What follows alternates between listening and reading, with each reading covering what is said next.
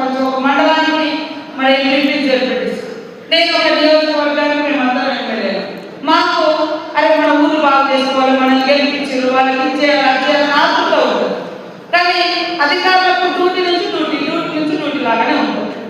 ఎవరో మరి కోటికొకరు నోటికొకరు అన్నట్టుగా కంప్లీట్గా డే అండ్ నైట్ పనిచేసే వాళ్ళు కూడా ఉంటారు.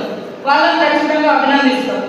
కానీ ప్రజాప్రతినిధులకు ఉండేంత బాధ్యత మరి వాళ్ళకు ఉండదు. కాబట్టి మనము మన మీద ప్రజలు పెట్టినటువంటి నమ్మకాన్ని కాపాడుకుంటూ ముందుకు వెళ్ళాలంటే ప్రతి వార్డులో కాంగ్రెస్ పార్టీ అభ్యర్థి గెలవాలి. గెలిచినప్పుడే మీకు గౌరవం ఉంటుంది.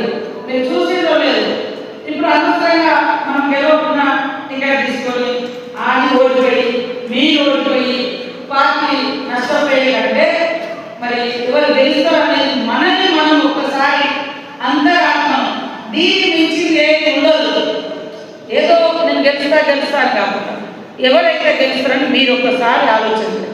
ఈరోజు నేను చూసిరో లేదు, ఎమ్మెల్యే ఎలక్షన్లలో ఎమ్మెల్యేలు టికెట్ ఇచ్చిన తర్వాత ఎవరైతే ఓడిపోతారో వాళ్ళకి మళ్ళీ పదవులు రాలేదు ఇప్పటి వరకు.